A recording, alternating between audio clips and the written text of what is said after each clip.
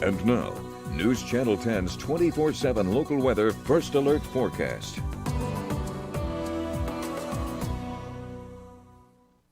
Good Wednesday morning, everyone. I'm meteorologist Sheldon Brashears checking in with a quick look how your Wednesday is shaping up, as there could be some severe weather in the forecast, but it won't affect the bulk of your day. Looking at your day track forecast, we'll see just partly cloudy skies. Here as we go throughout the better part of the day, you'll notice temperatures today not near as warm as what they have been. You'll also notice those winds out of the southeast. That's going to help boost our dew points a little bit. Looking around the rest of your region for those daytime highs, as you can see, generally mid to upper 80s, maybe some low 90s in some of the warmer places around the area. But like I said, generally just a few degrees cooler than what we have been seeing out there, especially over the course of what we saw for Tuesday. But we are in first alert mode here at News Channel 10, so keep an eye out for our coverage all day long, especially for this evening going into tonight. Let's dive right in. What we are seeing out there is a slight risk of severe weather kind of up in that northwestern corner of the area today, as you'll see around there.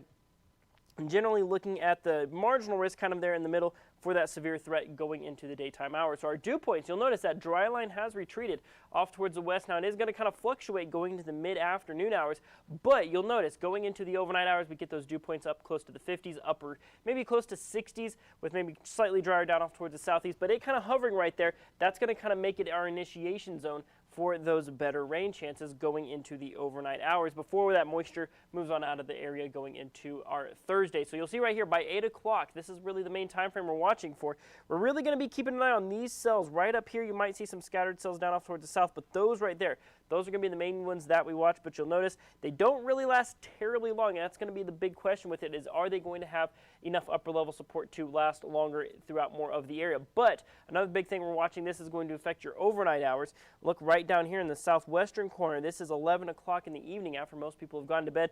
Could see another line of some pretty stout storms that fire up, affect more of the southern panhandles, including us here in Amarillo, migrates off towards the east and starts to kind of fizzle by Thursday morning, and then you see mostly quiet conditions after that. Any thunderstorm development will be off towards our east. So storm threats, this is going to be evening, overnight hours.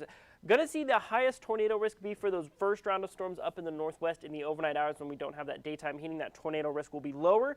It won't be zero, but it will be lower. Really what we're going to be watching for any and all of these storms will be strong winds and maybe some large hail as well. Maybe some flash flooding if you find yourself under an area that sees several rounds of storms, but overall could be a bit of a tricky forecast for us. But we are going to be watching it very closely. Like I said, keep it locked here in News Channel 10. We'll be having the latest for you all day long. So we are first alert mode today, 40% chance of showers and thunderstorms. Mostly clear and quiet conditions for Thursday and Friday. Things still looking to be on track for rain chances to come in, or kind of going into the Mother's Day weekend. Highs drop down into the 60s. We see those rain chances turn up to about 50%.